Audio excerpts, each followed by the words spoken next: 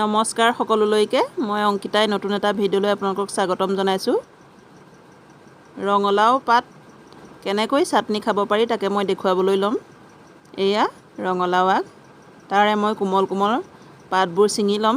চাটনি খাইনে আপোনালোকে জনাবচোন। এয়া কোমল কোমল পাতখিনি মই ছিঙি লৈ ভালদৰে ধুই লৈছোঁ। এয়া মিহি মিহিকৈ মই কাটি ল'ম। এয়া ৰঙালাও পাতকেইটা মই মিহি মিহিকৈ কাটি ল'লোঁ। তাতে মই বগা সৰিয়হ, পিঁয়াজ, নহৰু কেইফুটামান, আদা দুচকলমান আৰু জলকীয়া, এইখিনি এতিয়া মই কেনেকৈ বনাম দেখুৱাম। এয়া কেৰাহীত অকণমান তেল দি মই তাতে পিঁয়াজ, আদা, নহৰু এইখিনি দি অলপ মই ভাজি ল'ম অকণমান সময়।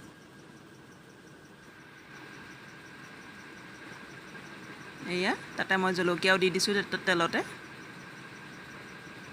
এয়া মই অলপ সময় লৰাই ল'ম।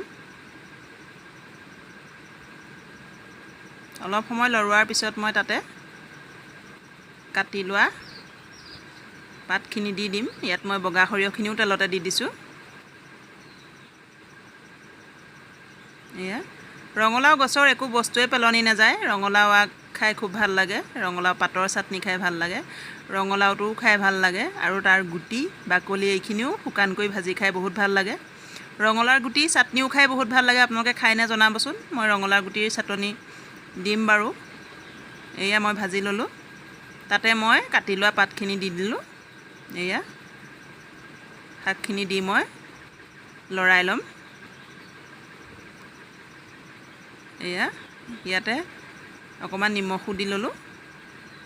এয়া দেখিছেনে মোৰ শাকখিনি ভাজি হৈ গ'ল।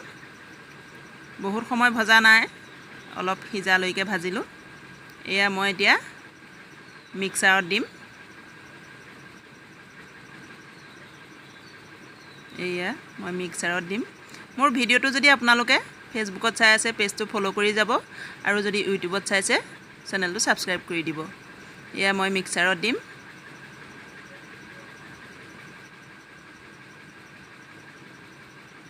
এয়া মিক্সাৰত এবাৰ মাৰি দিলেই মোৰ চাটনি ৰেডি হৈ গ'ল। এয়া কিমান ধুনীয়া হয় চাটনি খাবলৈ। এনেকৈ খাই চাবচোন আপোনালোকে, আৰু কোনে কোনে এনেকৈ খাইছে মোক জনাবচোন। বিৰাটেই ধুনীয়া এটা চাটনি, বহুত ভাল টেষ্ট হয়। মোৰ ভিডিঅ'টো শেষলৈকে চোৱাৰ বাবে ধন্যবাদ জনালোঁ। আকৌ এটা নতুন ভিডিঅ' লৈ আপোনালোকৰ মাজলৈ আহি আছোঁ, চাই থাকিব। ধন্যবাদ। ভিডিঅ'টো যদি ভাল পালে শ্বেয়াৰ কৰি দিব আৰু লাইক কৰিবলৈ নাপাহৰিব।